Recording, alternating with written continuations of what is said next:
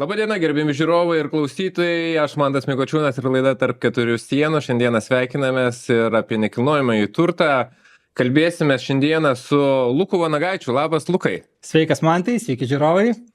Lukas yra architektas, statybų rangovas, investuotojas, NT agentas ir knygos apie investavimą į NT autorius. Ir tą knygą, kaip tik mes čia esam pasidėję. Ir Lukai, man toks žavė visą laiką su tavim susitikus prisiminti, kaip apskritai tavo ta karjera prasidėjo apie nekilnojamąjį turtą Amerikoje. Atrodo tokia, daugam vis dar iki šiol Amerika skamba kaip šalis, svajonių įgyvendinimas. To tu ten ir važiavai. Ir ten taip ir tik tai gal ne taip saldžiai prasidėjo, kaip galbūt buvo. Papasako trumpai, kaip tu ten atsiradai ir kaip nekilnojamas turtas atsirado tavo gyvenime. Taip, persikėliau į Ameriką 2015 metais, baigęs Dailės akademiją, įgijęs architektų išsilavinimą. Pradėjau dirbti iš tikrųjų labai fainoje butikinėje architektūros įmonėje. Projektai tikrai įspūdingi, ten tikrai didelės kvadratūros, biudžetai neriboti. Teko prisiliesti prie pačių įspūdingiausių Amerikos namų ir kurti jų interjerus, kurti jų architektūrą, dizainus, susitikti su tikrai garsiais klientais. Tačiau praleidus 2 metus tam darbe supratau, kad architektas yra tik tai projekto maža dalis. Užsakovas, savininkas, vystytojas yra viską kontroliuojantis žmogus, nuo kurio viskas priklauso, visi sprendimai, visi biudžetai ir taip pat ir uždarbiai. Tai natūraliai aš, aišku, atvažiavęs į Ameriką, norėjau gyventi amerikietišką svajonę ir pardaviau savo namus Lietuvoje. Skaudi labai patirtis, nes per metus pradėjus verslą viskas krito žemyn ir tada... Turiu meni kainos ar santaupos tiesiog? Santaupos, blogi asmeniai pasirinkimai iš didelės ambicijos ir... Pavyzdžiui, kokie blogi? Iš didelės ambicijos ir noro galbūt padaryti verslą, galbūt kažkiek arogancijos buvimas, galbūt perdėtas pasitikėjimas savimi, blogos partnerystės.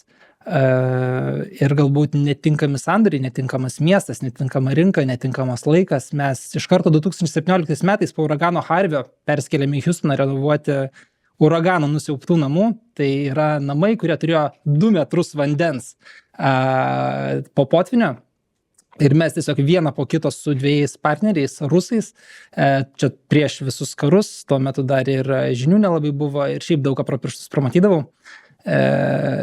Ir pripirkome tų namų, ką su paskolom, ką su privačiu kapitalu, bet taip per pirmus metus mes nupirkome gal 8 namus. Tai tokia ganėtinai karjeros pradžia smagi buvo, labai smagus tie metai buvo, tačiau finansiškai nebūtinai labai raštingi jie buvo. Ir atsitiko toksai fenomenas, kad ne mes vieni buvome tokie protinguoliai, kurie pripirko tų namų po uraganą ir kai praėjo ten 6 mėnesiai ir kai tie visi namai pradėjo lysti į rinką, tiesiog pasidarė perdėta pasiūla tų namų ir kainos tiesiog ženkliai krito. Na ir skaudžiausia pamoka buvo tai, kai sandorio dieną nuvažiavom pas notarą pasirašinėti sandorio pardavimo. Ir yra toks dalykas kaip final walkthrough, kai pirkėjai prieš notarą paskutinį kartą apžiūri turtą ir jis vis dar yra tokios pačios būklės, kaip jisai buvo preliminarios. Ta diena, kai jie nusprendė pirkti. Taip. Nes vis tiek ir baldus išnešė iš to namo, mes Amerikoje neparduodam asmeninių daiktų, pardodam tik nekilnojamą turtą. Čia vėlgi, tas pas Lietuvoje tas labai yra, kas yra asmeniniai daiktai, nes ir va čia to tokio skirsnio, man atrodo, dar nėra, nežinau, gal Amerikoje. Labai paprasta. Televizorius. Televizorius ne, bet televizoriaus montavimas net sutarty yra. Televizorius neįeina į nekilnojamą turtą, bet televizorio montavimo tas breketas, jis yra nuolatos prikabintas prie namo, jis įeina. O skalbimo mašina? Skalbimo mašina įeina. Visa būtent technika jinai yra įmontuota prie namo. Okay. Na tai va. Pirkėjai padaro savo final walkthrough, paskutinę apžiūrą ir jie man sako, sulūžusi šaldytuvo lentyna, įbrėžta šaldytuvas, įbrėžta vonia, viena plytelė suskilus ir aš tenai buvau prieš 2 dienas, nieko nebuvo, jie kažką nusišneka. Pasirodo, kad mano rusai partneriai paskutinę naktį nusprendė be manęs švęsti sandorį ir padarė gerą rusišką balių. Ir prisigėrė ir tą namą gerokai patvarkė. Pirkėjas sako, sumokėkite $1,500, padarykit nuolaidą ir mes susitvarkysim už tą 1,500 ir viskas bus gerai.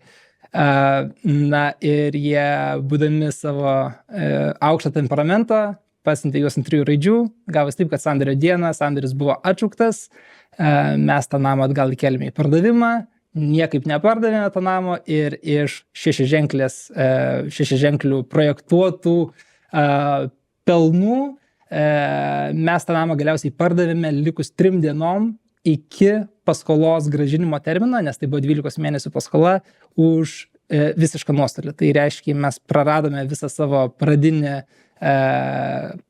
kapitalą, kurį įdėjom į tą namą. Tai čia buvo mano pirmo NT investavimo objekto pradžia, tokia skausminga.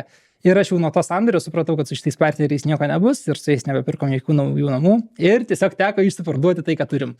Tai aš praradau savo Vilniuje parduotą namo kapitalą ir galiausiai po 2 metų absoliučiai nieko neturėjau ir teko viską pradėti nuo nulio.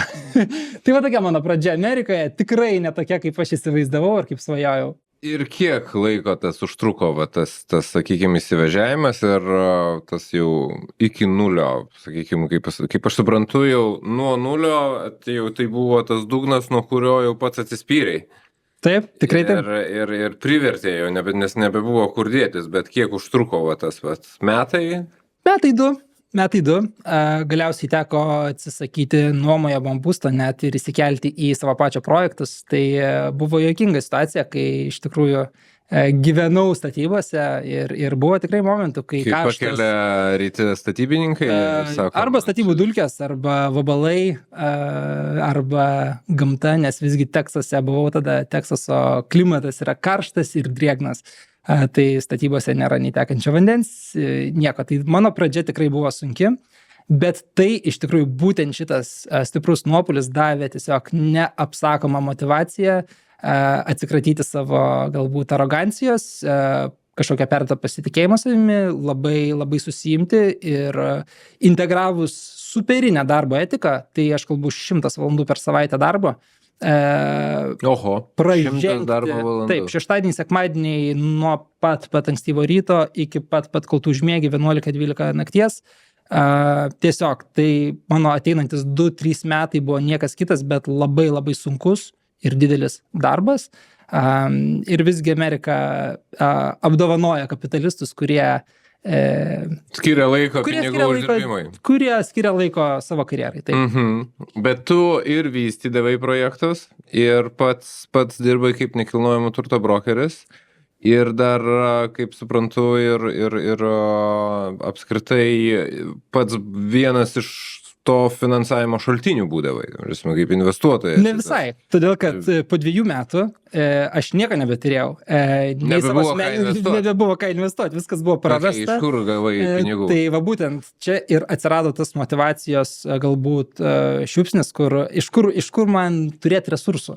Ir aš pradėjau analizuoti savo klaidas, kurias aš padariau. Buvo labai gili savianalizė ir ne tik tai apie patį save, bet ir apie vietą, kur aš dabar tą naują startą turėsiu. Ar man tikrai Teksasas patinka, ar aš čia tik tai dėl to, kad buvo uraganas ir galbūt buvo galimybė. Tai persikėliau į Floridą, visą laiką norėjau gyventi prie jūros. Labai gražus miestas yra St. Petersburg, Florida. Čia yra vakarinė Floridos pakrantė, Tampos priemiestis. Miestas truputėlį mažesnis už Vilnių, bet vis tiek keli šimtai tūkstančių gyventojų. Ir pasidariau savianalizę, kur kas uždirba kiek pinigų NT sandorį ir kodėl man jų nelieka.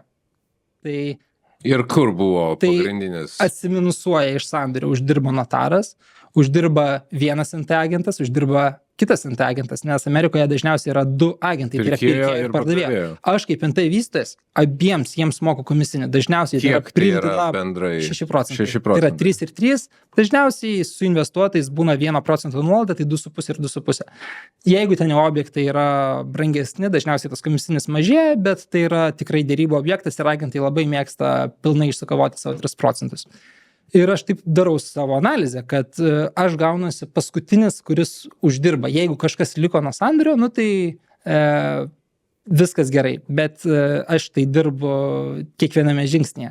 taip pat statybininkai uždirba, visi medžiagų tiekėjai uždirba ir aš tik tai galbūt uždirbsiu, tai tu dirbi iš idėjos.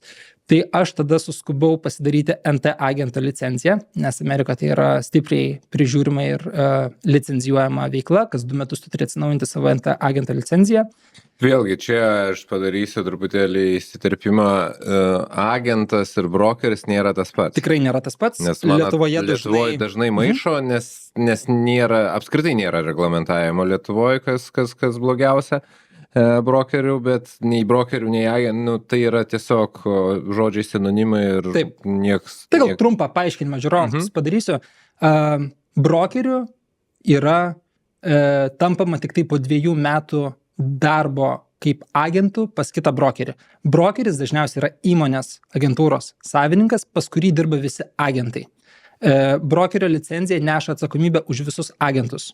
Tai kai tu esi agentas, teoriškai tu neši atsakomybę iki tam tikro taško, bet galiausiai NT brokeris, agentūros savininkas, jisai neša galutinę atsakomybę ir jeigu sandoriuje kažkas nutiko ne taip, yra teismas, visą laiką yra agentūra padedama į teismą ir pirmiausia yra brokerio licencija. Ir jeigu jau kažkas su tuo agentu nutiko ir jisai praranda licenciją, tai ties to agentu persimeta.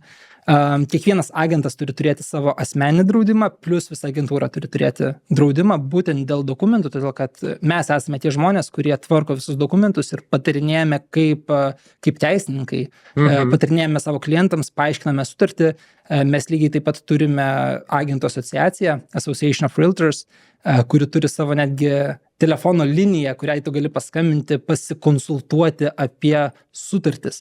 Visos sutartis yra šablonai paruošti agentų asociacijos, kad nebūtų interpretacijos legalioje kalboje. Ir tu kaip agentas tik tai užpildai sutarties tuščius langelius. Tas sutartis realiai nėra modifikuojama, per visą Floridą yra 2 pagrindiniai sutarties tipai ir tu pasirenki arba vieną naudoji. Jeigu ateina klientas ir sako, klausyk, Lukai, man čia, aš norėčiau tą punktelį pakoreguoti, tą punktelį. Tai yra Section 20, tai aš tą sutartis mintinai moku, nes per tos 2 metus, kai mokiausi savo agento licenciją, aš tiesiog tą sutartį mintinai turėjau išmokti. Nes tikrai ganėtinai sudėtingi yra ir egzaminai ir ne visi gali patapti tais agentais. Tai yra 20 skirsnis, kur tu yra papildomos sąlygos. Tu tenai gali aprašyti papildomas sąlygas, bet tai nėra keičiamos kažkokios sąlygos, kurios yra jau užpildytos. Kad vienas kitom neprieštarautų. Taip. Kad nebūtų taip, kad ten 20 apsirašau, kad 17 ir 18 negalioja. Dažniausiai 20 skirtyje yra tik tai papildomos sąlygos, tenai pardavėjas įtraukia asmeninį kažkokį tai daiktą į sandorį arba pastebėjo kažką, kas nepatiko sandorio metu ir pardavėjas įsipareigoja perdažyti kambarį šitą spalvą. Tokie dalykai, kurie galbūt į tą 20 puslapių nebūtinai įeina. Tai va, grįžtant prie temos, aš identifikavau tas klaidas, kurios man leido paskui ateityje uždirbti pinigus. Tai gauti NT agento licenciją buvo žingsnis numeris 1 ir gauti statybų rangovo licenciją tai buvo žingsnis numeris 2, todėl kad tie 2 žmonės daugiausiai uždirba viso sandorio metu. Iš to pyrago, kuriam tu sumoki bet kokiu atveju. Tu bet kokiu atveju sumokėsi statybininkam ir tu bet kokiu atveju sumokėsi statybų rangovui. Todėl kad parduoti be agento Amerikoje yra labai sunku. Tu turi mokėti tą sutartį, todėl kad visą laiką, kai tu gausi pasiūlymą savo agentui, savo namui parduodant, visą laiką tas pasiūlymas ateis su ta sutartimi. Ir jeigu tu jos nemoki kaip skaityti, ne ten padėta varnelė gali kainuoti tikrai $10,000. Ok, ir gerai, ir tada, o esi pardavinėjęs ne savo objektus? Be abejo, čia yra mano vienas iš pagrindinių pajamų šaltinių, netgi knygoje yra visas paragrafas apie, angliškai aš vadinu, interconnected businesses, kaip tavo viena veikla automatiškai pritraukia papildomus klientus ir dabar realiai 3/3 mano viso verslo modelio yra papildomi klientai, kuriuos aš prijungiu į savo jau egzistuojančią infrastruktūrą verslo. Tai jie yra buvę kokie nors tavo pirkėjai, nežinau, ar jie yra lygiai tokie patys, mano pagrindinis klientas, tai yra lygiai toks pat investuotas kaip aš, tik be licenzijos. Aš jam duodu nuolaidą ir vietoj 3% darau 2,5% arba 2%. Ir aš gaunu visus jų projektus pardavinėti. Aš kalbu apie flipus, tuos žmonės kaip ir aš, kurie perka, parduoda, atrenovuoja tą turtą. Ir aš kaip suprantu, su namais tą darai, ne? Mes darom viskas su namais, Ne su butais aš Amerikoje netikiu. Kodėl? Todėl, kad yra labai dideli bendrijos mokesčiai, vadinasi Homeowners Association. Lietuvoje dar jie kol kas nėra labai dideli, bet jie jau didėja. Tie namo administravimo. Taip, namo administravimo mokesčiai ir kol kas dar aš nematau to ir galbūt pataisyk mane man, tai jeigu aš klystu, bet kol kas dar to bendrijos mokesčio neskaičiuoja į kreditingumą tavo įperkamąją galę. Nes, Ne, jis nefigūruoja. Tai bet tu jį vis tiek turėsi mokėti, bet kokia atveju. Tai Amerikoje tai yra to labai didelė dalis. Matai, labai didelės žirklės yra. Vienur yra, nes vienas dalykas yra nebūtinai bendryje, gali būti ir namo administratorius. Čia yra du skirti, ne visi namai turi bendrijas. Tie, kurie neturi, turi namo administratorių. Kai kurie turi ir tą, ir bendryje, ir administratorių. Ir yra labai didelės žirklės. Gali vienam name ten 50 kvadratų butas mokėti 20 eurų, gali kitame mokėti 150 eurų. Ten jeigu yra gyva apsauga, ten aptverta teritorija, apželdinimas ir panašiai. Tai dėl to labai didelės žirklės gal dėl to nėra, nes nuo to... Na jau mes čia liečiam tą temą, kur apie skirtumus, nes man tiesiog tu pasakai ir man jau mintyse tiesiog sproksta, kaip kiek daug yra ką pasakyti ir palyginti. Taip, Amerikoje viskas vyksta atvirkštinė tvarka, kad tu pirmiausiai įsivertini, kiek tu gali per mėnesį skirti, tai iš banko pirmiausiai gauni tą prieprūvalą, tu gauni tą sumą, į kurią tu turi tilpti ir tada į tą sumą turi įtilpti tavo visas kreditas per mėnesį. Tai yra visos tavo automobilių paskolos, tavo būstas, kurį tu pirki ir lygiai taip pat visi administratoriaus mokesčiai ir visi kiti mokesčiai išskyrus komunalinės sąskaitas, kas su tuo namu susiję. Ir taip, viename name jisai bus galbūt mažesnis, kitame didesnis. Aš asmeniškai neliečiu iš viso nieko, kas yra bendrijoje ar kažkaip yra kitaip administruojamas, tik todėl, kad mažėja mano pirkėjų kiekis. Tai gerai, bet o kaip nustatoma pagal kurio, nes tas irgi kintami kaštai yra dabar administravimo, ten žiemą daugiau, nes ten vis tiek reikia ir bendras patalpas šildyti, ir sniegą kast, ir ten, nežinau, elektros daugiau susinaudoja. Dėl to aš gyvenu Floridai. Okay. Dėl to aš gyvenu Floridai. Ne, iš tikrųjų, tai bendrijos mokesčiai Amerikai dažniausiai nesikeičia. Yra toks dalykas kaip assessments. Nežinau, kaip tiesiogiai lietuvių kalbą išversti, bet tai yra perskaičiavimai galbūt, jeigu yra planuojamas kažkokios tai namo renovacijos, kad bus viena suma, kurią tau reikės susimokėti. Tai jinai būna jau tenai metinėse tose ataskaitose bendrijos. Bet tas fiksuotas bendrijos mokestis, jis visą laiką yra vienodas ir nekintamas. Tada bendrija augina savo rezervus, kas manau kaip ir Lietuvoje yra. Ir iš tų rezervų dažniausiai ir yra atliekami namo tenai tvarkymo darbai. Gerai. Bet jie Amerikoje yra labai, labai dideli. Dažniausiai, pavyzdžiui, dėl ko aš neliečiu nieko Miami, todėl kad beveik viskas Miami yra bendrijose ir labai dažnai bendrijos mokestis ženkliai viršyje paskolos įmoką. Oho. Lietuviai net nepatikėtų, kokios tai gali būti sumas. Tarkim, jeigu paskolos įmoka, tarkim, 1500 butui, labai dažnai bendrijos mokestis bus $2000. Per mėnesį? Per mėnesį.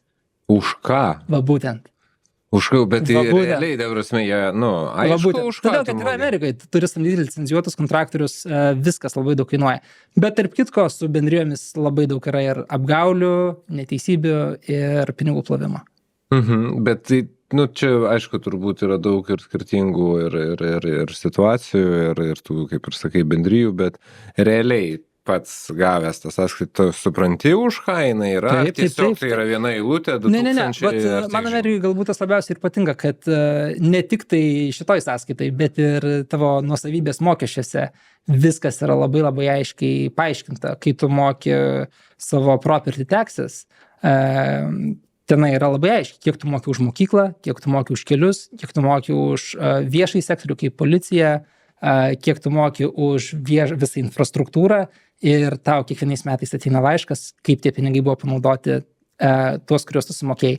Tai tavo gatvėje gali būti tiesiamas kelias, tavo gatvėje iš to biudžeto gali būti ir mokykla geresnė gali būti. Tai labai dažnai žmonės keliasi tik pagal zip kodą, kur yra galbūt didesni nuosavybės mokesčiai, bet tenai galbūt geresnė mokykla yra. Ok, kiek laiko tu jau Amerikai? Oi, pirmą kartą į Ameriką išvykau 2011 ir nuo to laiko studijų metais dar per tą garsėją Work and Travel programą įsimylėjau kapitalizmą, įsimylėjau tą šalį, todėl kad dar 2011 metais nebuvo Amerika tokia, kaip čia pasakyti, nebuvo Lietuva tokia pažengus, kaip yra dabar.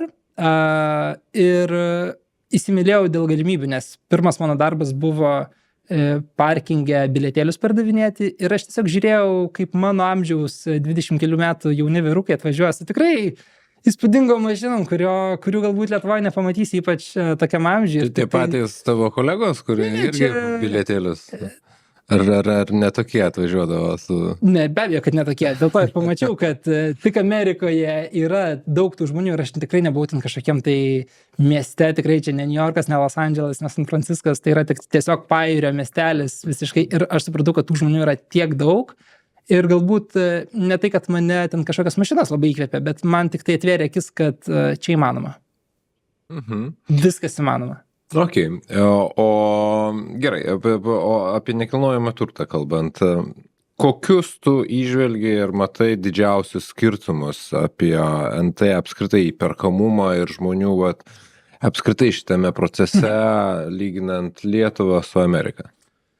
Amerikoje, mano nuomonė, NT yra daug įperkamesnis. Todėl, kad kainos yra labai panašios.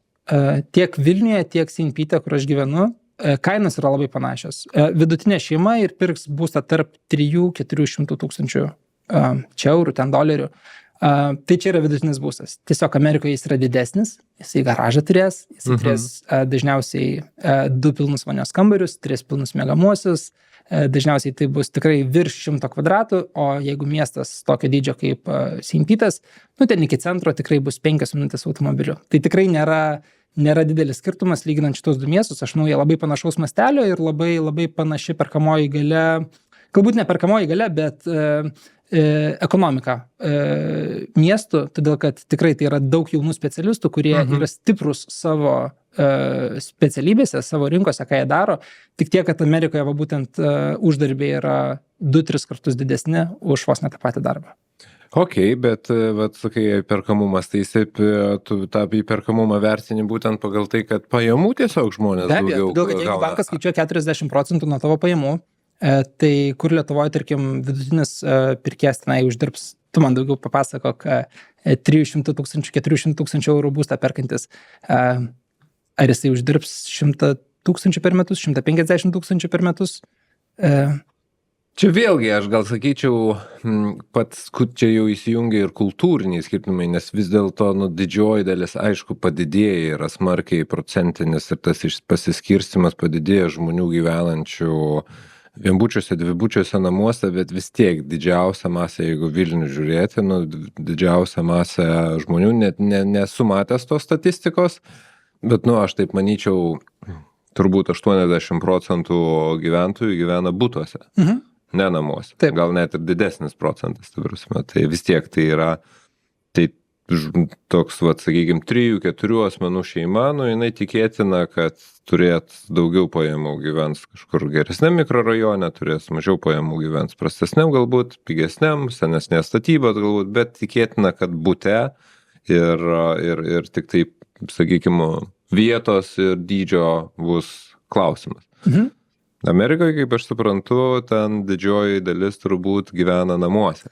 Taip, būtai dažniausiai yra nuomojami. Tai yra statomas apartamentų kompleksas, kuriame yra 1000 būtų, dažniausiai tai būna arba dangoraižiai, arba ten 10 aukštų, bet jau tenai ne taip kaip vienas namas, ten tiesiog visas kompleksas yra ir ten yra 1000 nuomojamų būtų. Tai čia yra kaip ir ta frazė, kur gyvenk kur tu nuomojasi ir turėk, ką tu nuomoji kitiems. Tai Amerikoje daug pamatysi tokių žmonių, kurie gyvena nuomojam bute ir tiesiog yra...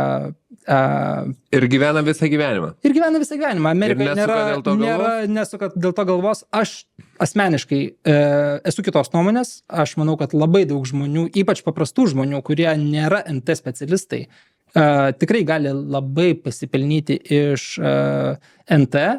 ypač iš to, kuriame gyvena. Nebūtinai tą, kurį investuoja, nes tikrai ne kiekvienas žmogus yra gimęs būtent tai investuotojų. Tai aš nebūtinai sutinku, tiesiog aš pastebiu tą faktą, kad tai yra labai populiaru gyventi nuomojame bute ir tikrai ten visą gyvenimą gyventi. Nėra kažkokios psichologinės stigmos, kad jis jaučiasi kažkaip nepilnavertiškai dėl to? Man yra, jeigu aš gyvenčiau nuomojam bute, nes aš lietuvis esu.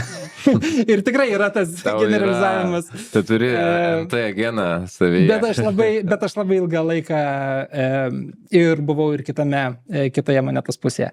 Tai man būtų, bet daugumai žmonių nėra. Ir tikrai pažįstu labai daug sėkmingų NT investuotojų, kurie netgi turi tikrai portfelį su keliais šimtais namų, bet patys gyvena, svarbu, kad geroje vietoje. Ir tos nuomos netgi dažnai būna ženkliai didesnės, negu galbūt būtų paskolos įmoka, bet jie ir turi geresnį truputėlį infrastruktūrą, negu galėtų pasiūlyti paprastas namas. Arba netgi galbūt būtai nuomoje Lietuvoje, bet lyginant. Nes tu čia išnuomoji Lietuvoje paprastą butą, tu nelabai turi infrastruktūros, o tenai jau yra baseinai ant stogo, bendruomenės, tos bendros patalpos, kur visi gali susitikti, bendros virtuvės ir labai yra apie community, labai daug yra apie kas tame pastate gyvena, todėl kad tuose pastatuose dažnai gyvena sėkmingi žmonės, tai tikrai yra labai apie susijungimą, tikrai kiekvieną savaitgalį būna vakarėliai, kur visi susineša bendrą maistą ir prie baseino būna visi specialistai, kuriame gyvena tame name. Ir tikrai yra pirtis ant stogo, per visą aukštą esantis sporto klubai ir į tai viskas įskaičiuota į tavo tą narystę, arba dažnai būna golfo aikštynai įskaičiuoti į tavo nuomą.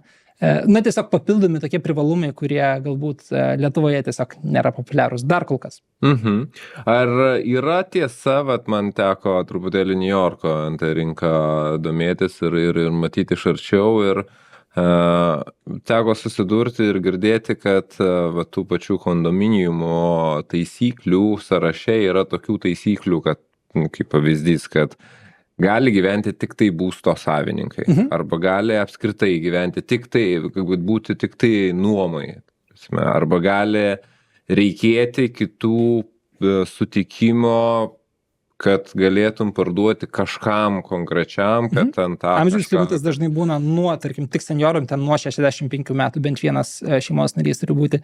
Tikrai taip, bet čia mes kalbame, reikia labai atskirti kondominiumą nuo apartmentą. Tai yra apartment buildingai, kuriuose jie yra pastatyti tik tai nuomai, yra vienas savininkas, kuris dažniausiai būna korporacija, kurios savininkas dažniausiai būna kažkoksai fondas investicinis, kuriame visas pastatas yra tiesiog pastatytas su visa infrastruktūra ir išvystas tik tai nuomai. Tenai nėra nei vieno buto, kuris yra parduodamas, nes jis yra parduodamas kaip verslo modelis. Yra kondominium pastatai, kuriuose yra kaip Lietuvoje butai. Daugiabutis namas. Taip. Ir mes ir kalbame apie bendrijos taisyklės. Tai yra tai, ko aš niekada neliesiu, todėl kad jie tau netgi gali pasakyti, kokios tavo turi būti duris, kokias medžiagas turi naudoti savo bute.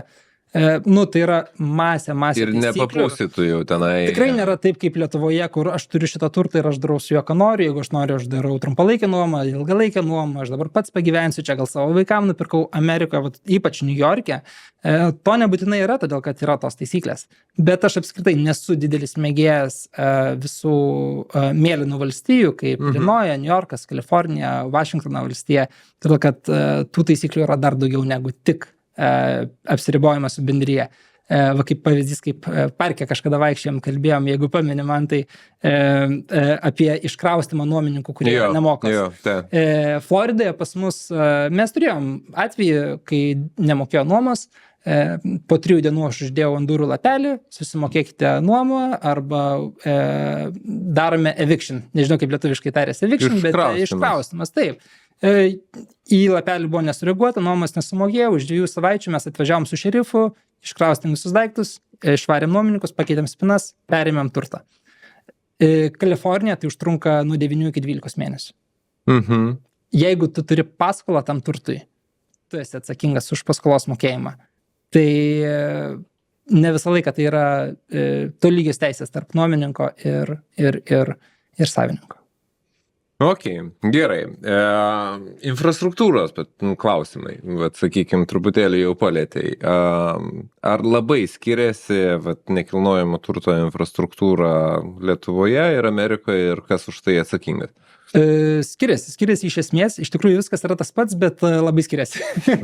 Iš esmės tai taip, tu vis tiek perki tą turtą ir eini pro tą patį procesą. Tiesiog procesas yra kardinaliai aukštyn kojom. Ir aš nesakau, čia labiau galbūt diskusija tarp mūsų, negu toksai kuris čia aukštyn kojom. Kuris aukščiau, kuris geriau. Tai aš tikrai nenoriu pasakyti, todėl kad tikrai daug diskutavau su beveik visais savo kolegom Lietuvoje, kaip galima patobulinti ir Lietuvoje labai daugam patinka šitą struktūrą ir niekas nenorėtų keisti. Ir aš manau, kad čia tas patinka, žinai, mes gal nelabai žinom ir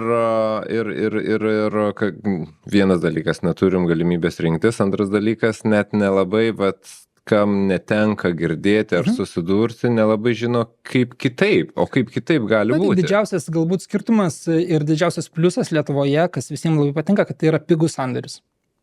Amerikos sandoris kainuoja nuo 8 iki 10%. Nuo pardavimo. Įsigijimo sumos, ir dažniausiai tai kainuoja 8% pardavėjų ir apie 2% pirkėjų.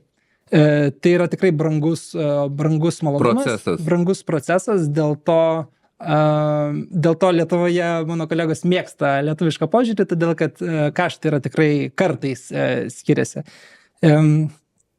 Procesas galbūt Lietuvoje truputėlį man asmeniškai atrodo keistai, todėl kad ypač jeigu perki būstą iš vystytojo, pirmiausiai pasirašai su juo sutartį, nes netgi patys mes pirkome būstą, kreipėmės į bankus, sako, išsirinkite butą pirmiau, ateikit su sutartim ir tada mes dirbsime ties jūsų finansais. Man atrodo labai rizikinga. Iš pirkėjo pusės, turiuomenį? Iš pirkėjo pusės labai neteisinga ir nesąžininga įsipareigoti pirkti kažkokį tai būstą, kai tu net nežinai savo sumos, kurią tu gali pasiskolinti. Tai labai didelė rizika, tu neši palikdamas didelį užstatą, nes tikrai yra visokių vystytojų, bet vystytojas, iš kurio mes pirkome, tai buvo ženkli suma, kurią reikėjo sumokėti kaip avansą. Ir rizika, kurią tu neši, tai yra ganėtinai didelė. Žinai, ir problema yra. Problema, kad tos rizikos tuo metu pirkėjas negali išvengti dėl to, kad jisai negali gauti patvirtinimo, kad jį tikrai finansuos. Bet tu gali gauti preliminarų įvertinimą. Sunkiai, nes pačio daikto tai dar nėra dažniausiai. O kodėl? Taip, bet tu gali gauti įvertinimą pagal savo pajamas, parodai savo metinės deklaracijas, parodai savo pajamas, uždirbi, tarkim, 3,000 per mėnesį. Reiškia, tu gali kvalifikuoti ten 40% ant tos sumos. Ar turi kažkokių tai automobilių, kitų paskolų, kreditinių kortelių? Gali. Ir viskas. Ir tada tu žinai, mano perkamoji galia yra 356 tūkstančiai. Bet tai ir pasidaro. Didžioji dauguma vis tiek. Taip, preliminariai. Parašą, pervesdami avansą, jie tokį čekingą per bankus prasieina. Bet tokio kaip garantinis raštas, kad mes tikrai galim tau finansuoti. Jeigu nepasikeis kažkas, tai vyksta tik pačiam sandorio procese. Taip, nes bankas niekada be turto vertinimo, be to konkretaus daikto turto vertinimo, niekada neduos galutinio atsakymo, kad tikrai, Lukai, mes tau finansuosim Švento Stepono 33, ten 159 būtų. Taip. Atsiprašau, jeigu pataikiau kažkieno adresą. Tai nes jie sako, mums reikia to konkretaus daikto adreso ir tada, ta prasme, ne adreso, o turto vertinimo, tik tada mes galėsim teikti į kredito komisiją ir tik tada jie jau galės išduoti tą, anksčiau vadindavosi garantinis raštas, dabar finansavimo raštas, bet, tai patvirtinti. Ne, tai taip, be abejo, čia irgi tu to galutinio garantinio rašto tu irgi negauni iki pačios pabaigos iš tikrųjų, bet tu gali pradėti preliminarų vertinimą su banku, gauti pre-approval, kaip vadinasi. Čia tiesiog skirtumai yra. Ne tai, kad geriau ar blogiau, tiesiog procesas truputėlį kitaip. O tada su tuo pre-approvalu tu eini pas savo agentą ir agentas pagal tavo pre-approvalą tau pradeda siūsti iš sistemos namus. Tai sistema yra prieinama tik tai licenzijuotam agentam, tai yra vadinasi Multiple Listing Service. Tai suprasti, MLS-as, kad suprasti, ačiū, kad suprasti, kaip tai atrodo, tai įsivaizduoti reikia aruodą sujungtą su registrų centru. Tai visi licenzijuoti specialistai, kaip turto vertintojai, NT agentai, brokeriai, jie turi prieigą prie MLS-o ir jie mato išplėstinę informaciją apie tą turtą. Tai iš karto mato, kas savininkas yra, koksai unikalus numeris yra, koksai tiesiog viską. Ir to sandorio, va būtent to namo, jie mato visą istoriją, visus praeitus skelbimus. Su duomenų apsauga Amerikoje, kaip suprantu, mažiau suka galva. Tikrai taip, 100%. Bet šitą informaciją yra prieinama tik licenzijuotiems specialistam.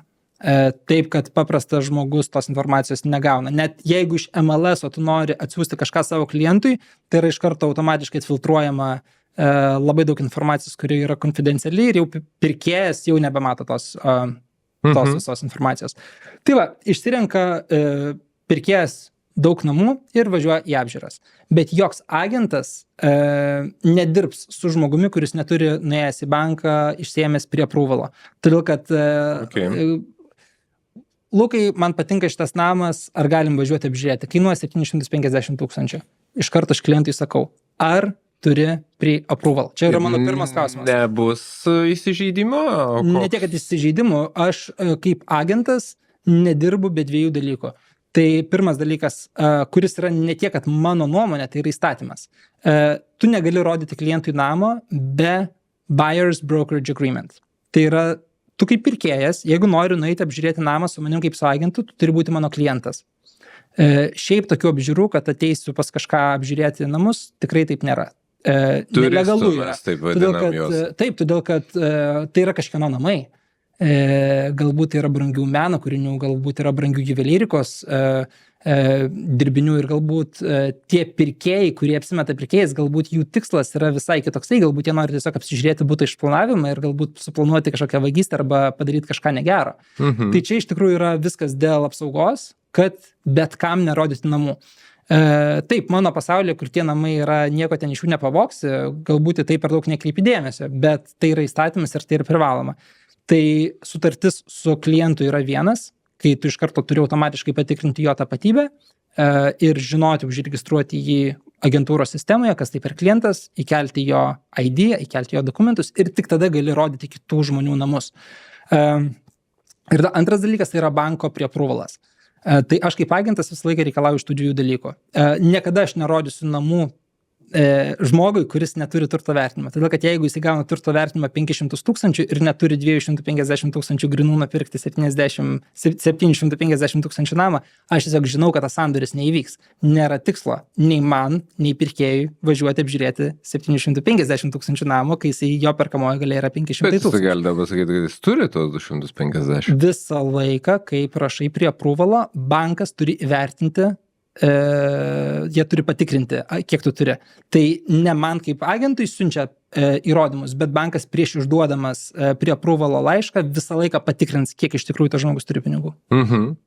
Ok, ir tada jau tam diapazone pinigų gali jau eiti ir žiūrėti tuos objektus, ne? Taip. Tada atvykstam į objektą. O gal aš tetą turiu, kuri daug pinigų turi? Viskas gerai. Jeigu teta bus ant dokumentų ir jinai bus bendra savininkė ir jinai bus kartu bendra skolininkė, tikrai labai dažnas variantas. Neturiu. Bet tikrai labai dažnai tai vyksta. Kai yra gift funds, man atrodo, ir Lietuvoje tai yra tikrai labai dažna praktika, kai dovanoja šeimos nariai. Aš tik tai dėl ko va čia taip truputėlį šaržuoju ir sarkastiškai, nes aš manau, kad nemažai lietuvių įsižeistų, jeigu tu paklaustum, ar tu turi pinigų įsigyti tam turtui, jis sakys, koks tavo reikalas. Čia noriu, iš kur aš čia gausiu ir čia jau mano reikalas ir tu čia nesikišk. Tai aš tiesiog rinkos skirtumai. Jo, tai va dėl to aš va taip ir... Rinkos skirtumai, todėl kad žmonių yra labai daug, klientų yra labai daug ir be abejo yra labai daug agentų, kurie galbūt neklaustų, eitų įrodytų ir aš tiesiog gerbiu tiek savo laiką, tiek savo klientų laiką ir aš niekada nerodysiu. Todėl, kad jeigu tu įsižeidi dėl tokio paprasto klausimo, tai tokių klausimų dar seks labai daug ateityje to sandorio metu.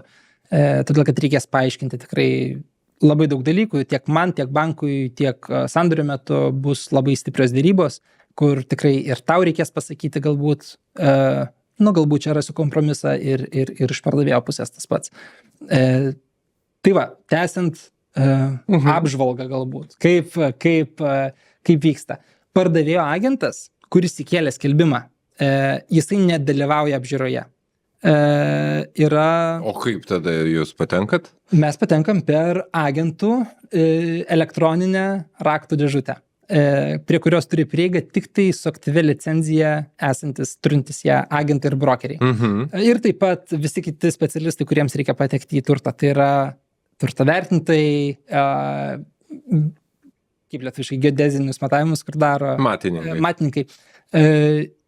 Ir ateini su ta elektroninė raktų dėžute, atsidarai butą, padarai apžiūrą. Ir tai yra daug geresnė apžiūra, todėl kad tau niekas į ausį nešnibžda. Tu gali pirkėją palikti, jie gali ramiai savo apsižiūrėti ir nėra trečių šalių visiškai. Tai yra visiškai privati apžiūra. O jeigu ten gyvena žmonės? Tai visą laiką, kai darai susitikimą, visą laiką per tą aplikaciją užduodi užklausą. Ar šitas susitikimas jums tinka? Tuštiems namams laisviems, kuriuose niekas negyvena, dažniausiai ateina automatinis pranešimas, kad taip, pasitvirtini laiką, jeigu jame kažkas gyvena, žinutė automatiškai eina pardavėjui, kuris tenai gyvena, ir jisai arba sutinka, arba atmeta, arba pasiūlo naują laiką. Ir viskas tokia komunikacija vyksta. Tik tai agentas gauna, kad yra suderintas susitikimo laikas, laisvai tiesiog eina ir ateina į tą butą. Be jokių trečių šalių, be agento. Dažniausiai gyvai pirkėjas ir pardavėjas absoliučiai nei kartų nesusitinka ir dažniausiai agentai tarpusavėje gyvai irgi niekada nesusitinka. Aš esu pardavęs 100 namų ir aš agentų gyvai galbūt susitikau tiesiog tuos, kuriuos asmeniškai pažįstu. Tiesiog tai arba atsitiktinai atvažiuoju į namą, kai jie tenai būna. Tiesiog visa komunikacija yra jau išdirbtoje infrastruktūroje. Ir lygiai taip pat, tada tau patinka, ne tau, pirkėjui patinka objektas ir tada tu naudoji sutarties šabloną, surašai pirkėjo pasiūlymą į tą sutartį. Į sutartį. Tu užpildai sutartį pagal pirkėjo pasiūlymą. Tai galbūt yra skelbimo kaina, tarkim, 300 000. Bet pirkėjas sako, aš noriu 300 000, bet aš noriu, kad padengtų tam tikras išlaidas, tarkim, paskolos išlaidas. Labai dažnai būna moka pilną kainą, bet prašo 3%, 2%, vadinasi seller's credit towards buyer's closing costs. Tai yra kreditas, kurį apmoka pardavėjas padengti pirkėjo sandorio kaštus. Ok, tai yra pirkėjo sandorio kaštai, tai yra brokeris, notaras? Brokerį moka pardavėjas dažniausiai. Ir pirkėjo ir pardavėjas. Visą laiką moka pardavėjas. Nors 24 metų Liepą išėjo asociacija laimėjo teismą, kad viskas yra derybų objektas ir kaip susitarsi, taip ir bus. Kad panaikinti praktiką, kuri įsigaliojus yra per dešimtmečius, kad pardavėjas visą laiką moka tuos du komisinius. Tai vis dar išlikę yra taip pat, pardavėjas yra įprasta, vis dar moka, taip, bet tiesiog, pagal įstatymą galėtų to nedaryti. Taip, oficialiai galėtų to nedaryti. Tai va, ir užpildo sutartį ir siunčia pardavėjui kaip oficialų pasiūlymą. Tada pardavėjo agentas kartu su pardavėjui peržiūri tą sutartį ir labai dažnai vyksta dėrybos. Nepatinka kaina, mažinam kreditą. Dažnai būna, kad susitinkam per vidurį kažkur. Tiesiog vyksta dėrybos tų sąlygų. Dėrybos dažniausiai būna kaina, kreditas ir labai svarbus dalykas yra inspekcijų periodas. Užstatas. Per kiek dienų bus pervestas užstatas. Tai čia yra tokie esminiai dalykai. Bet inspekcijos daromos po užstato? Be abejo. Tuoj prieisim tos skirtumus. Čia iš tikrųjų ženklų skirtumai. Bet taip pat contingencies, tai yra lietuviškai galbūt nerandu to būdo, to žodžio tiesiogiai išversti, bet tai būtų būdai atšaukti sandorį ir nebūti nubauduotam, neprarasti avanso. Tai tu sutari su tom visom sąlygom, pirkėjas ir pardavėjas susitinka per vidurį kažkur, baigėsi dėrybos, pasirašo sutartį ir juda toliau su sandoriu. Kitas žingsnis yra pervesti užstatą. Užstatas niekada nekeliauja tiesiogiai pardavėjui, visą laiką yra naudojama depozitinė sąskaita. Kieno? Notaro. Notaro yra, mes vadinam title companies, tai nėra notaras, tai yra title company, kuri tvarko būtent ant sandorius. Jie turi savo licenciją, jie yra licencijuoti notarai, kurie turi savo depozitinės sąskaitas, į kurią keliauja visi pinigai. Tai ir iš banko tenai pinigai sueina, ir visi pinigai keliauja pro būtent tą sąskaitą. Tenai pervedamas užstatas. Tada kitas žingsnis yra inspekcijos. Tai pirkėjas iš savo pinigų per savo inspekcijų periodą, dažniausiai tai yra 7 dienos nuo pasirašymo dienos, pilnai patikrinti tą turtą. Bet jisgi ne pats eina ten su Be plaktukais. abejo, kad ne pats. Jis tai gali antrą apžiūrą pasižiūrėti. Tai yra per tas 7 dienas tu gali absoliučiai dėl bet kokios priežasties atšaukti tą sutartį ir atgauti savo užstatą. Be jokių baudų, be nieko. Bet dar grįžkim prie tų inspektorių. Kas daro tas inspekcijas? Yra licencijuoti inspektoriai. Bet jie kainuoja turbūt. Jie be abejo, kad kainuoja. Bet aš Lietuvoje pastebiu šitą tendenciją, kad jau irgi atsiranda, todėl kad tikrai yra turto su defektais, ypač tas, kuris... Tai vienareišmiškai, jeigu tai nėra naujas gyventas, turtas, tai visur bus, ne tai, kad prie ko prisikabinti, kažkokių nusidėvėjimų ir čia klausimas reikia tiesiog įvertinti. Taip, tai yra taip. Natūralus nusidėvėjimas ir žinoti tiesiog, galbūt kai kurie tie defektai nieko nėra blogo, tiesiog turi žinoti, kad jie yra. Taip, tai dažniausiai tie inspekcijų ataskaitos, jos būna 100 lapų. Ir labai dažnai būna su pirmo karto pirkėjais, kurie perka pirmą būstą, jie išsigąsta ir iš viso atšaukia sutartis. Nors tenai tiesiog tai, ko tu tikėtumėsi iš namo, į ateitį problemos surašytos, nes licencijuotų inspektoriaus darbas yra aprašyti viską, su nuotraukom, įspėti, kad ant jų nekristų atsakomybė. Pirkėjas turi būti informuotas, ką jisai perka. Ar tai yra naujas namas, ar tai yra butas, ar tai yra renovuotas namas kaip mūsų. Kitas dalykas yra labai svarbus. Prieš pasirašant sutartį, pardavėjas yra pagal Floridos įstatymus turi užpildyti 5 lapų pardavėjo deklaraciją. Šitas dalykas, mes irgi, man atrodo, diskutavom šituo klausimu kažkada, kad aš manau, kad čia Lietuvoje galėtų patobulėti šitą sritis, todėl kad nėra tokio dalyko kaip privaloma deklaracija. Tai yra agentų asociacijos nustatyti 100 klausimų pardavėjui. Ir tai yra klausimai labai paprasti. Ar tu kažkada turėjai santechnikos defektų, kad tau varvėjo vanduo? Todėl, kad tai gali kelti pelėsį, gali kelti sveikatos problemas. Ar tau kažkada stogas varvėjo? Ar tu kažkada turėjai pelėsį savo namie? Jei taip, paaiškink. Kokio amžiaus yra stogas? Ar šiame name yra kažkas padaryta be statybos leidimų arba savavališkai padaryta nesireguliuojant statybų reglamentais? Lietuvoje, aš galiu da pasakyti, visą tai sutelpa į vieną dažniausiai punktą notarinėje sutartyje, kad pardavėjas apie daiktą pasakė viską, ką žinojo, nenuslėpė jokių defektų ir jeigu taip nutiktų, tai pirkėjas galėtų anuliuoti sandorį. Na tai va, tai čia galbūt skirtumas tiesiog yra, kad čia yra labai aiškus klausimai, kurie apsaugo pirkėją, kad tu pilnai susipažintum. Ir tie klausimai iš tikrųjų yra labai logiški ir kurių galbūt tu prieš pasirašydamas sutartį gali pilnai susipažinti su tuo namu. Tiesiog gauni daugiau papildomos informacijos. Kai tu gauni tą inspekcijų ataskaitą 100 lapų, tada vyksta tolimesnės darybos. Tu prašai kaip pirkėjas, per savo agentus be abejo, kad pardavėjas padarytų, ištaisytų kažkokius brokus ar defektus, kurie yra tame name. Ir tos darybos vyksta irgi sutarties atžvilgiu. Tada tu siunti sutarties priedą, tada jau agentas surašo, užpildo sutarties priedą, kad remiantis inspekcijos ataskaita darytas tą ir tą dieną, pirkėjas prašo pardavėjo sutaisyti ir ten 10 punktų svarbiausių.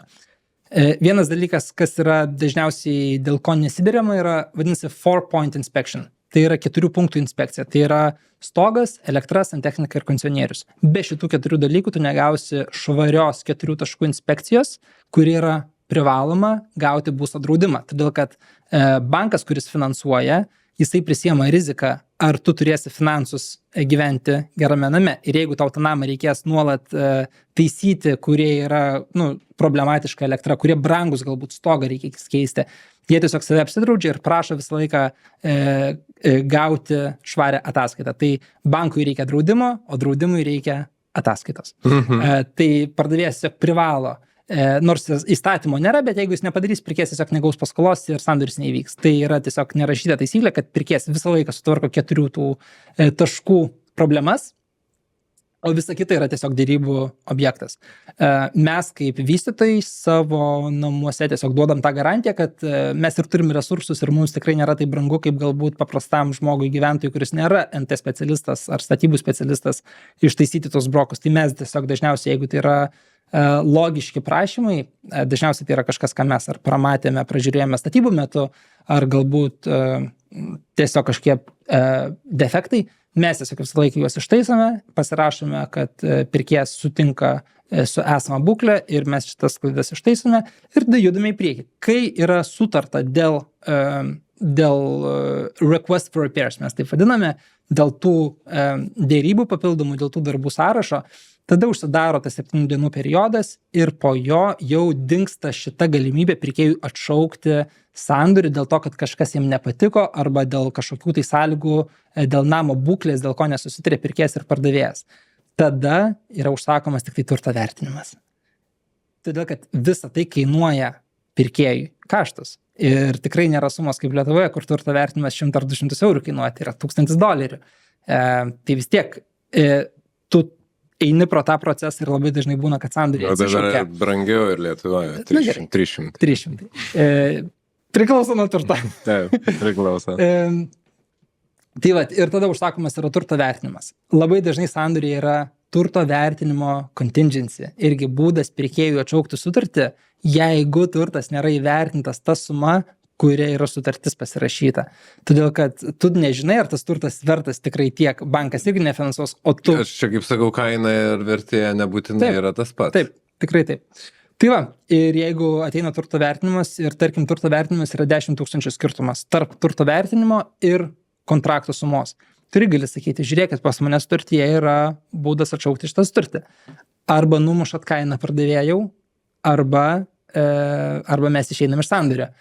Tai priklauso nuo to, kokia yra pirkėjo finansinė būklė, bet aš žinau, kad jeigu tai yra karšta rinka, tai mes labai dažnai prašome iš karto jau dėrybų metu, pavyzdžiui, ypač COVID metais, kai iš New Yorko į Floridą ir iš Kalifornijos į Floridą suskrido labai daug žmonių, mes labai gaudavom daug pasiūlymų, kur tiesiog ženkliai viršydavo pasiūlymo kainą. Ir mes iš karto, kaip pardavėjas, sandorio pirmą dieną, kai gaunam pasiūlymą, visą laiką dėrėdavomės, kad jeigu, tarkim, namo kaina yra 400 000, pasiūlymas yra 420 000, iš karto yra sutarties priedas, kurį mes reikalaujame, kad jisai būtų pridėtas prie sutarties, kad jeigu turtas ateina 400 000, kad jie tą 20 000 įsipareigoja kompensuoti ir kad jie turi tuos 20 000. Tai čia yra per pirmą dieną, bet labai daug pardavėjų arba pardavėjų agentų nepatyrusių nežino, kad tas sutarties priedas yra. Ir paskui vyks antrinės dėrybos, jie laimi sutartį, pasirašė 420 000, bet jie vis dar turi išėjimo galimybę. Tai jie tiesiog laimi tą pirminę bidding war, kaip sakant, tą kainų mūšį, kad iš 5 pirkėjų jie laimi, o paskui jie vis tiek gauna savo 400 000. Tai mes labai atidirbę tą, kad jau reikalaujam iš karto, kad nebūtų jiems būdų atšaukti tą sutartį ir viskas. Ir va tai vyksta tos dėrybos. Ir tada nukrenta, jau kai ateina turto vertinimas, tada jau nukrenta dar viena galimybė pirkėjų atšaukti. Ir jos taip mažėja po vienos, kol galiausiai nelieka nei vienos galimybės. Ir jau tada, jeigu sandoris nevyksta dėl kažko, jau tik tada avansas lieka pardavėjai. Na ir paskutinė, galbūt populiariausia galimybė atšaukti sutartį, tai yra finansavimo išėjimo galimybė. Tai jeigu tu negauni paskolos dėl kažkokios priežasties.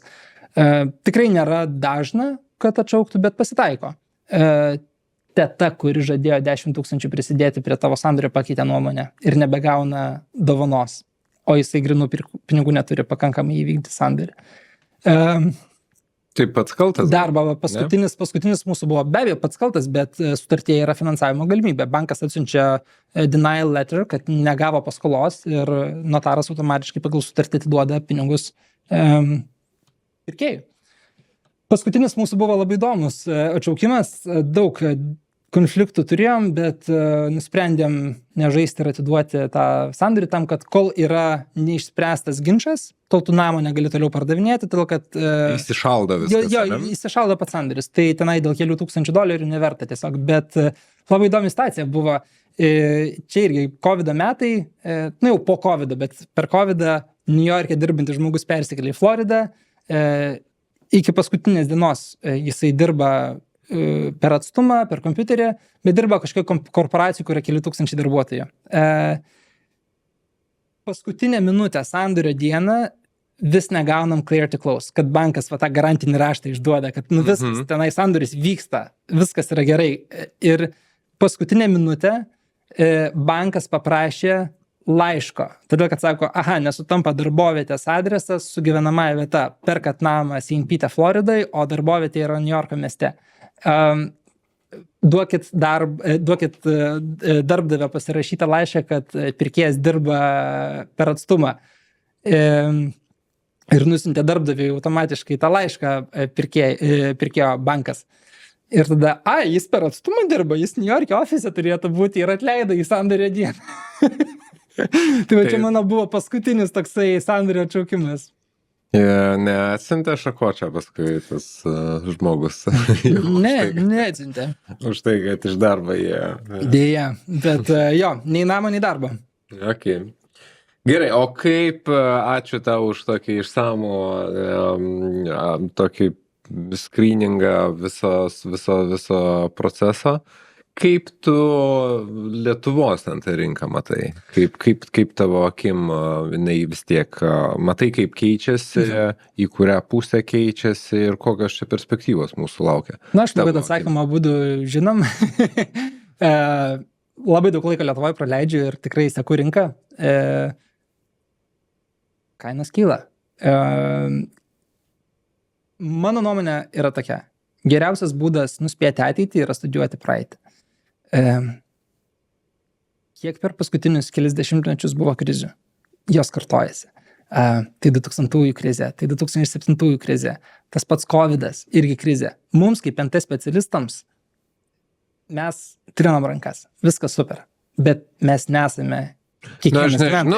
Aš nežinau, 2008 metais kiek ten trinančių rankas buvo, tenai, kai 30% kainos krito ir sandoriai sustojo.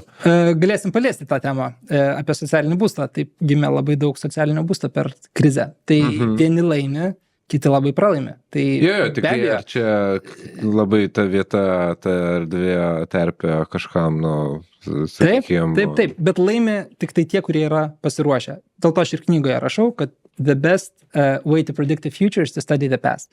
Tuo, kad nekilnojamas turtas, kad ir kaip dabar būtų ant bangos, jis vis tiek eina ciklais. Viskas gyvenime eina ciklais.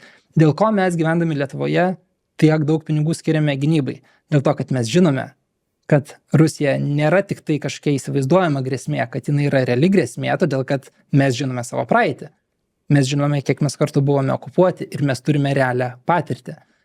Dėl to mes dabar ruošiamės taip stipriai, neduok Dieve. Kažkas nutiktų, dėl to mes dabar turime būti pasiruošę. NT, tai yra mano nuomonė, visiškai paralelinis reiškinys, tu turi lygiai tą patį integruoti į savo mąstymą. Kainos be proto kyla, viskas atrodo ant bangos, bet tu niekada nežinai, kada ateis kita krizė ir kada viskas pasisuks. Aš tikrai manau taip, kad ne kiekvienas žmogus yra gimęs būti NT investuotoju.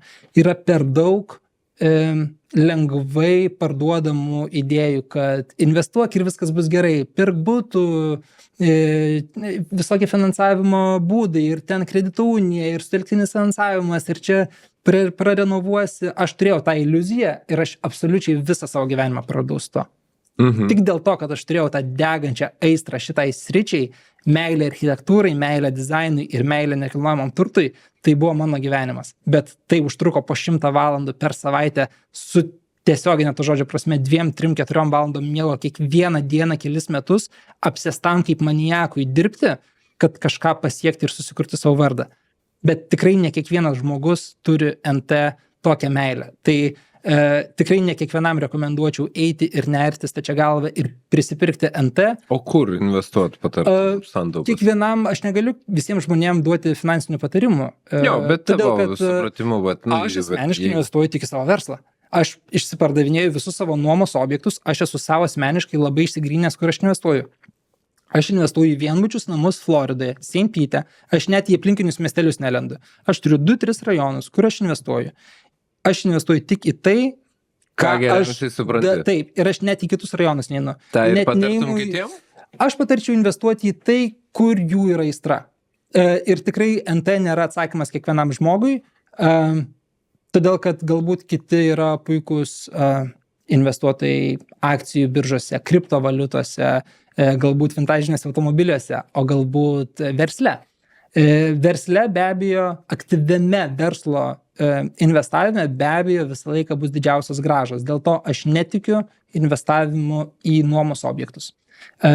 Mes jų savo laiku užsipirkome. Į nuomos turiu omeny, kad nusipirku ir nuomoju. Taip, mes išsipardavinėjom visą, ką mes turime. Ir aš netikiu tą ilgalaikę perspektyvą, todėl kad aš esu visiškas kapitalistas, aš dirbu sunkiai, aš dirbu daug, aš myliu savo darbą ir aš į jį atgal ir noriu investuoti. Mano darbas yra pirkti, atrenovuoti ir parduoti.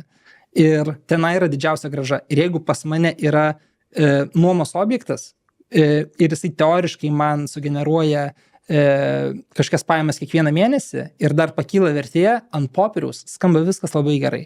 O jeigu dar kaip visuose kursuose, seminaruose, knygose sako, va jeigu turėsi 10 tokių arba 20 tokių, nu tiesiog gali išeiti į pensiją. Nu atrodo tiesiog svajonė, 30 metų išeini į pensiją, ten prisipirkai namų, už 30 metų visas paskolos bus išmokėtos, parduoda idėją, visus užhypina ir niekas nesupranta, kad yra ir kita medalio pusė.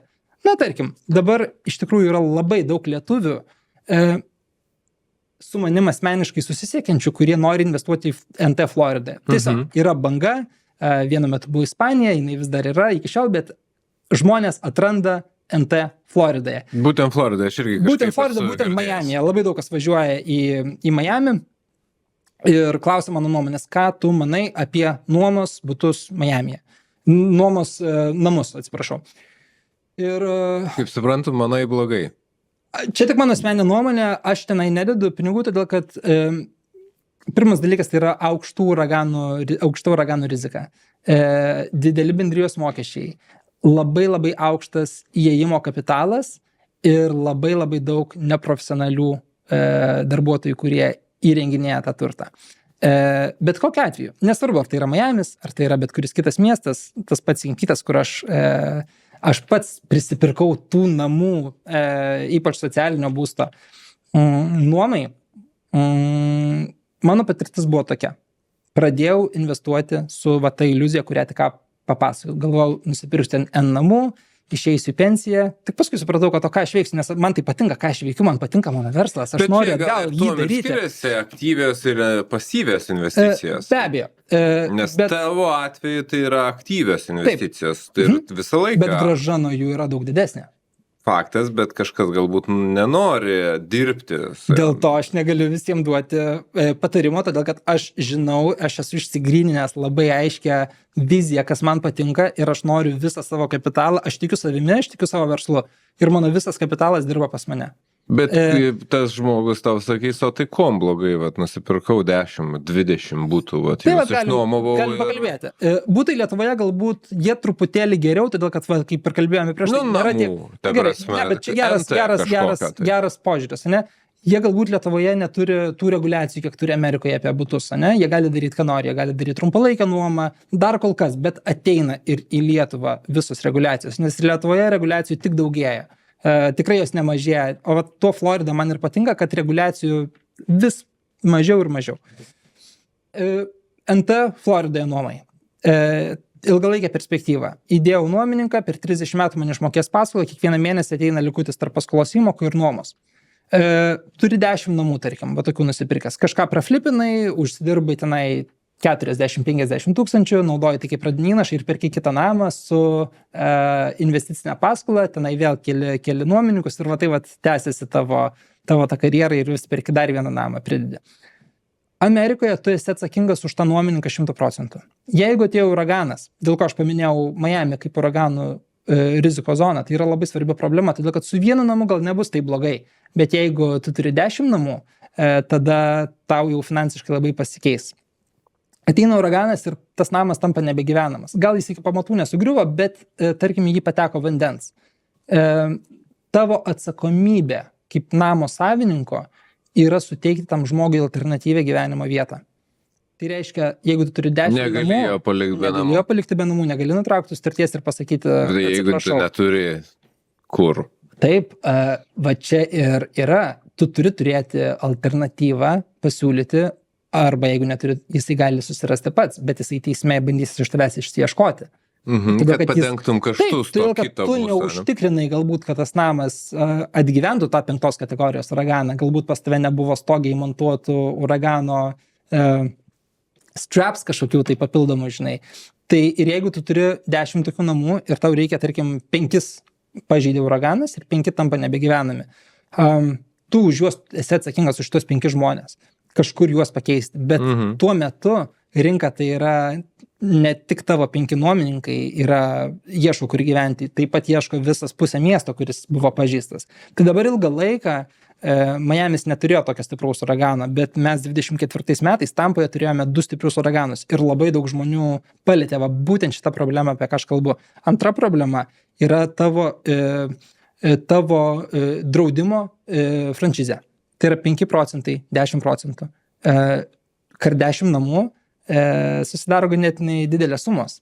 Kiek tau reikia kompensuoti iš savo kišenės prieš pradedant draudimui, įsigaliojant draudimui, kuris kompensuos už tavo nuostolius. Tai jeigu tu turi 5 namus, kurie pasižydė nuo uragano, tai yra $100,000.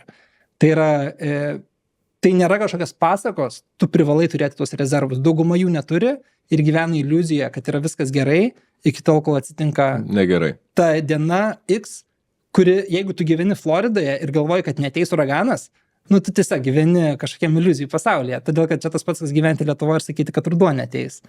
Jis ateina kiekvienais metais. Florida irgi kiekvienais metais ateina kažkoks uraganas. Ar jisai į vieną miestą ateina, ar į kitą, ar jisai nusisuka, bet mes gyvename uraganų zonoje. Ir nesvarbu, kad tu turi draudimą, bet nuo vieno namo tai pensija neišeisi, tu turi turėti daug. Ir ta grąža, tie keli $100 nuo namo, jie tikrai nėra verti. Trečias dalykas, tu turi kaupti namo rezervus. Nors ir namas teoriškai kyla kiekvieną mėnesį, kiekvienais metais, jeigu stabili rinka, tarkim, 5% per metus, vidurkis 7%.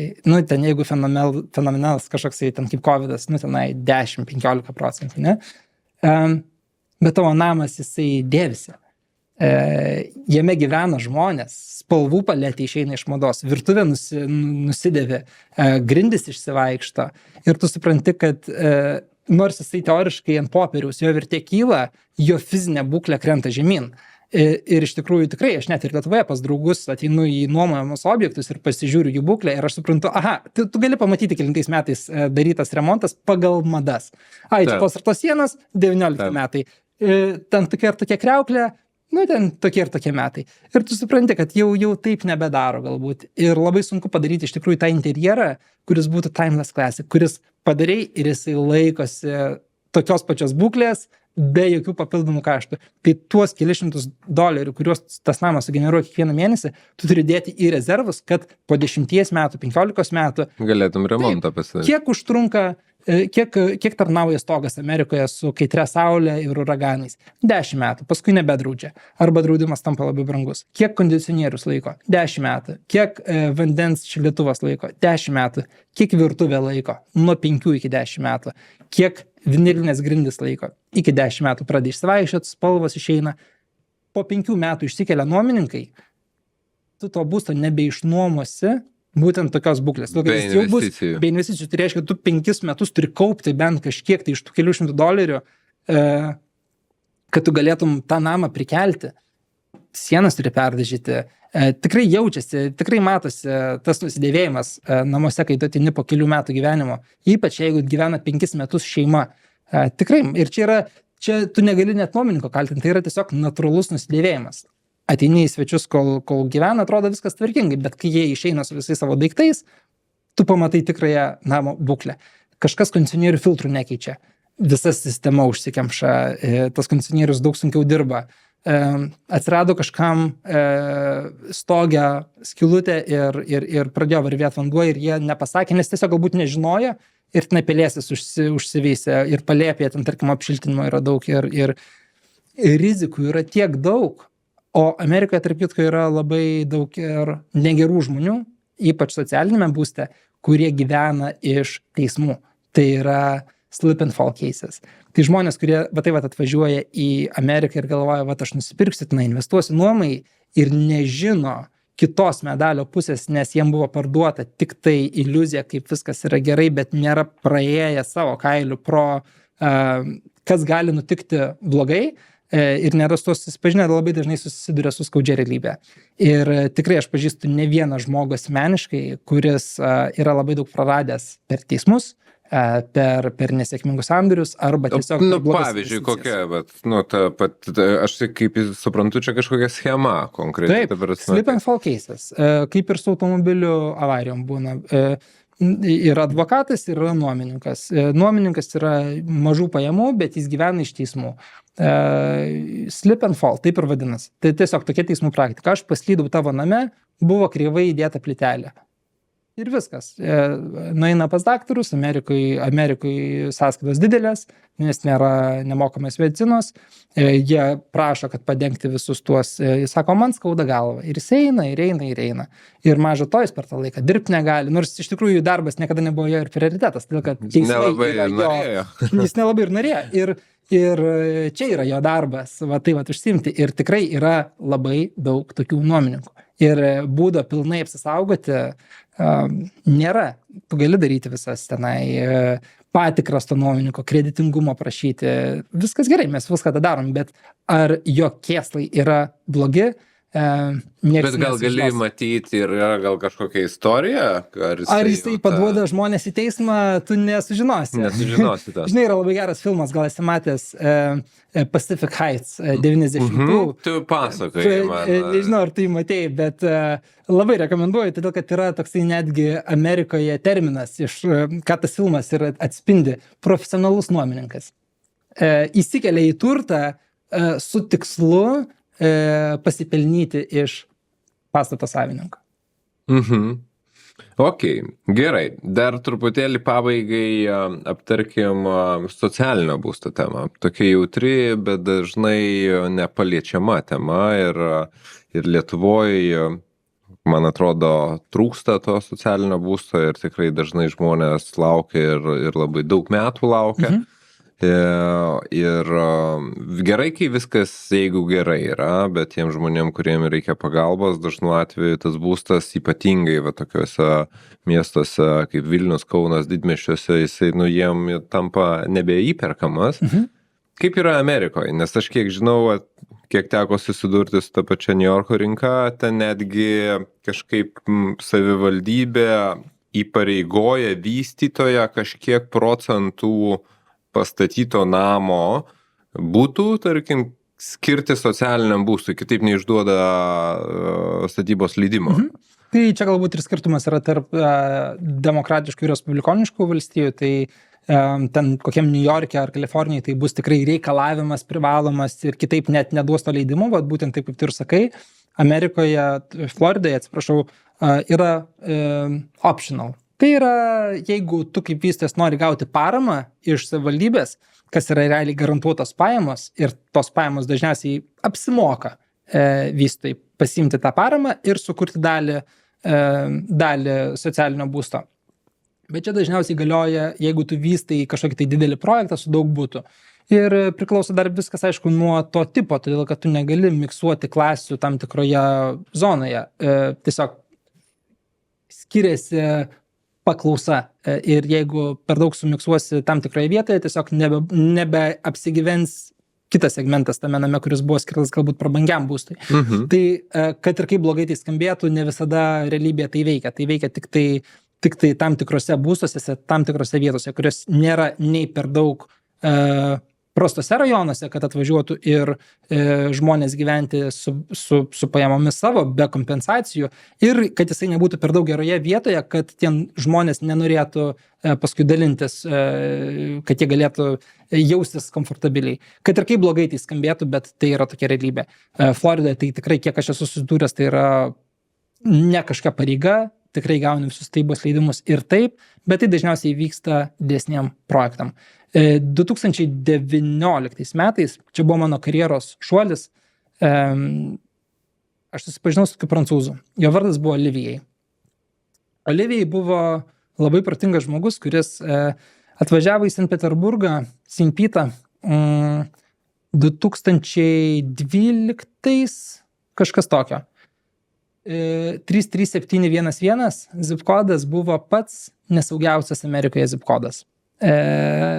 Namai kainuodavo po $1000, $2000, iki $10,000. Kodėl? Todėl, Tiek kad mažai. tai buvo... Aukšta kriminogeninė situacija, bijojo? Čia buvo dar laikai iš segregacijos ir tiesiog tai buvo vienos rasės žmonės, bet kriminalinės gaujos tenai būdavo. Ir tiesiog jie buvo okupavę tą rajoną. Būtent tą zip kodą. Pereini gatvę ir tenai gražiausi $1,000,000 namai. Bet tai va tiesiog.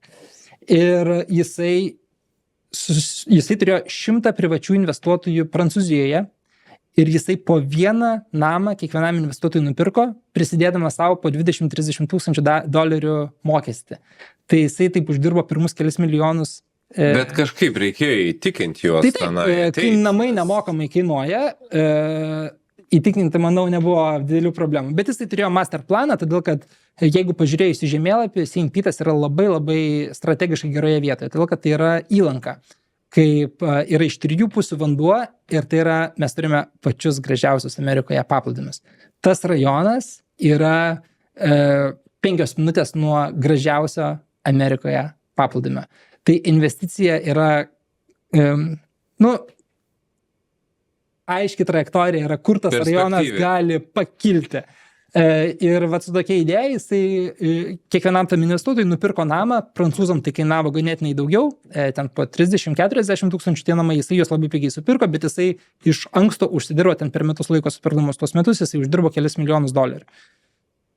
Praėjo keli metai, 2019 metai, aš tiesiog kaip verslininkas ieškau nupirkti kažkokią tai namo ir aš žiūriu, yra pigus namas, tenai kainuoja gal 80 tūkstančių.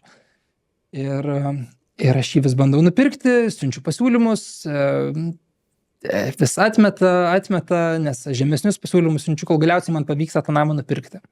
Tada aš su tuo pardavėju ganėtinai susibendravau, jam patiko mano bendravimo stilius ir jisai sako: Lukai, ar galėčiau tave kaip agentą nusamdyti, aš turiu dar truputėlį namų, ar tu man galėtum juos parduoti. O čia yra mano tokia karjeros tas taškas, kai aš atsistatinėju, tik gavę savo licenciją, dar neturiu statybos rangovo licenzijos, dirbu aktyviai tiesie, nes labai ilgai užtrunka statybos rangovo licencija, apie 10 metų užtrunka pasidaryti statybos rangovo licenciją, kad normaliai flipinti namus Amerikoje. Aš tuo metu dar jos neturiu, bet aš jau aktyviai flipinu jau ant savęs, kad aš iš tų komisinių savo galėčiau generuoti kažkokias pajamas, ne tik tai projektuojama pelną skaičiuoti, bet kad jeigu aš nupirkau, aš iš karto galiu gauti apmokėjimą. Tai va, aš pradedu pirkti tuos namus, vieną iš jų nupirkau ir aš taip galvoju, be abejo, aš tuo metu labai daug valandų dirbu ir jam labai sužavėjo į tą mano darbo etiką ir jisai sako: Lukai, aš turiu dar 50 namų, ar tu man juos gali parduoti. Ir aš sakau, čik-čink, be abejo gali parduoti. Ir aš pradėjau tuos namus pardavinėti. Bet aš juos parduodu visai kitiem investuotojams, kurie daro lygiai tą patį. Ir aš galvoju, kodėl aš juos jiems parduodu, kodėl aš negalėčiau tų namų nusipirkti, bet 10 milijonų aš neturiu nusipirkti 100 namų. Ir jis pradėjo pardavinėti, jis man paskui vėl sako, dar 50 namų turiu, žinai, kaip kišenė radau, čia dar saldainį radau. Gal mes sakau, 50 namų. Jo, tai va, jisai sako, 100 namų pas mane yra, parduok. Bet sako, turi metus laiko, man reikia visus tos namus per metus parduoti. Ir aš pradėdamas pardavinėti tuos namus, aš suprantu, kad aš neturiu kontrolės tais namais. Aš parduodu, aš uždirbu vieną iš 2 komisinių ir kažkas kitas uždirba pelną nuo to namo, nuo tos investicijos. Tai aš sukūriau planą, kad aš pasiūliau nupirkti ne visus tos 100 namų, bet kad aš gaučiau kontrolę prie to 100 namų valdymo. Tai aš susitariau su tuo prancūzu Olivier, sumą, už kurią mes nuperkame ne 100 namų, o kuri išsprendžia jo problemą, kur galėtų jisai grįžti atgal į Prancūziją gyventi, ir mes perimam visus to 100 namų valdymą. Todėl, kad prancūzai jie nebūtinai nori parduoti, jie tiesiog turi investicijas. Tas Olivier norėjo grįžti į Prancūziją ir jis metų laikę norėjo viską išsiparduoti, kad jisai galėtų toliau gyventi savo gyvenimą, uždirbę savo kelis milijonus. Ir aš jam išsprendžiau tą problemą. Aš iš jo nusipirkau įmonę ir aš gavau 100 atskirų prancūzų, kurie gyvena Prancūzijoje, kiti gyvena iš viso kažkur kituose galuose. Ir tada aš sukūriau tokią sistemą, kad aš nupirkau, pasirašinėdavau sutartis su pardavėjais tų namų, nupirkti tą namą už pilną kainą, kiek jie pasako, tiek ir moku. Bet sandoris privalo būti atidėtas nuo 6 iki 9 mėnesių. Ir aš vienu metu visą laiką turiu 10, 15, 20 namų, kuriuom yra pasirašytos preliminarios sutartys, kurias aš pirksiu, rezervacijos, kurios kažkada ateis. Tuo metu aš parduodu jau tuos namus, kuriuos aš nuperku, atrenovuoju, aišku, viską su paskolom, bet aš jau uždirbu kažkokį tai pelną. Aš pirkdamas iš tų prancūzų, aš susimoku savo kaip ir pirkėjo komisinį, ir pardavėjo komisinį, todėl kad aš atstovauju ir save kaip pirkėją, ir pardavėją. Ir tą kapitalą plus pelną iš sandorio, kaip flipą, plus pardavėjo komisinį, kai parduodi tą namą, susidaro visai nemaža suma. tą visą sumą aš naudoju pirkti dar vieną namą. Ir va tai va ateina vėl tos rezervacijos, kurios buvo prieš 6, 7, 8 mėnesius, vėl ateina, aš vėl perku. Ir va tai va užtruko man 5 metus. Kaip tai susijęs su socialiniu būstu? Čia yra COVID laikai. Nuo 19 metų iki 23 metų. Kažkas va tokio. Prieš viską flipindamas, aš prieš tą 100 namų flipindamas, aš nuėjau į savivaldybę. Ir aš sakau, kokia miestui yra dabar didžiausia problema. Turim tą zip kodą, kuris dar nėra visai geras. Aš galiu jį parduoti ir tiesiog pigiai praflipinti ir ten toliau vyks blogi dalykai, nes kainos jau sukilo, ten tie namai, kurie kainuodavo po 10-20 tūkstančių, dabar jie kainuoja po 80 tūkstančių, po 100 tūkstančių. Jau tas prancūzas, visi tie prancūzai uždirba kartais daugiau nuo savo originalios investicijos. Ir man savivaldybė sako taip, labai paprastai, mes gaunam pinigus iš federalinės valdžios, grants vadinasi, ir mes turime problemą socialinio būsto. Dėl kad COVIDas iš New Yorko, Kalifornijos ir kitų demokratiškų valstybių pas mus tiesiog eilė į miestą įvažiuoti, kainos kyla sparčiai ir mes neturime kur apgyvendinti aptarnaujančio personalo. Kuris galbūt jauni žmonės, pradedantys savo karjeras, nebūtinai tai yra blogi žmonės, kurie gyvena iš pašalpų, tai yra tiesiog aptarnaujantis personalas, nuo kurio veikia miestas. Galbūt atlyginimai nėra kažkokie tai labai dideli, bet tie žmonės, jeigu jie dabar nenusiperka būsto, jie niekada nebenusipirks būsto, dėl kad tiesiog jų segmentas tiek nemoka. 10, 12, 13, 14, 15 dolerių už valandą. Tai yra ne tiek ir daug, kad tu galėtum įpirkti namą. Ir savivaldybė sako, išnuomok arba parduok namą tiems pirkėjams ir mes tau duosime subsidiją 20 tūkstančių už namą. Tai mes dalį namų taip refinansavome ir savo pasilikome, pasiimdami savo 20 tūkstančių subsidiją, kurią naudojame pirkti dar vieną namą ir viskas taip kaip piramidės principų tiesiog užaugo. Arba mes parduodame kitam investuotojui, kuris nuomos pirkėjui, kuris priklauso tai kategorijai, nes pagal uždarbį žiūri, jeigu tu uždirbi iki 80% kvalifikuoji, jeigu iki 100% kvalifikuoji, bet dar turi papildomai atitikti reikalavimą ir biškį subsidija mažesnė. Bet tu negali parduoti asmenims, kurių AMI vadinasi Average Median Income. Tai jeigu ten per metus uždirbi 30 tūkstančių, o miestas yra 50 tūkstančių, tai viskas gerai kvalifikuoja, bet jeigu tavo metinės pajamos yra ten 70 tūkstančių, o to zip kodo metinės jo netitinka, tiesiog tu negali jam parduoti. Tai mes labai selektyviai turėjom parduoti, kas bus gyventojas to namo.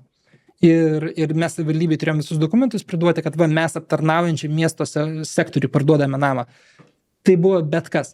Padavėjai, valytojai, gatvių šlavėjai, šiukšlių vežiotojai, visas aptarnaujantis sektorius. Nes jie gyvena, jie yra geri žmonės, jie nėra kažkokie gyvenantis tik iš pašalpų, bet jie priklauso tame pajamų segmente, nuo kurio veikia miestas. Tų žmonių reikia ir mes savivaldybėje išsprendėm labai didelę bėdą, dėl kad mes 100 namų padarėm per tas programas. Tai mes prisidėjom prie socialinio būsto problemos, todėl kad aš galėjau tiesiog praflipinti tuos namus ir parduoti bet kam, atvykusiam iš New Yorko, Kalifornijos. Finansiškai man buvo tas pats, todėl kad aš galėjau tą namą 20 tūkstančių daugiau parduoti per COVID-ą. Bet mes išsprendėm papildomai miesto problemą ir nusikalstamumas tame mieste, tame zip kode labai sumažėjo, todėl kad tenai tiesiog atsikėlė gyventi nebe kažkokių tai gaujų nariai, kurie tiesiog gyveno okupavę tuos namus ir jokios nuomos nemoka, nes savininkas tiesiog bijo paskambinti tam žmogui, kuris jame gyvena. Čia lietuviams skamba baisiai, bet iš tikrųjų tokia buvo realybė. Čia vat yra investuotojo kasdienybė, tu susiduri su tuo. Tai va čia tos problemos, kad dėl ko aš sakau, ne kiekvienas yra gimęs būti investuotojų. Va, iš to, Čia tas variantas, kur jau policija nebevažiuoja rajonų, iš tų rajonų. Mhm. Vienam iš mūsų nuomos objektų nuomininkas skundėsi, sako, mums varva stogas. Mūsų stogininkas užlipo, o ten tiesiog sušaudytas stogas. Jį tiesiog vakare, kaip fejerverkus, šaudo, ta kulka kažkur nukrenta ir pramuša stogės skylutes. Tai va buvo čia mūsų paskutinė patirtis. Tai va, bet kokia atveju, mes va prisidėjom prie socialinio būsto problemos Seinpyte ir aš manau, kad Lietuvoje būtų galima daugiau partnerysčių tarp privačių vystytojų, kurie galbūt tiesiog yra pavieniai žmonės, bet jeigu jie parduoda arba išnuomoja būstą kaip socialinį būstą, jiems galėtų būti galbūt kažkas kompensuojama.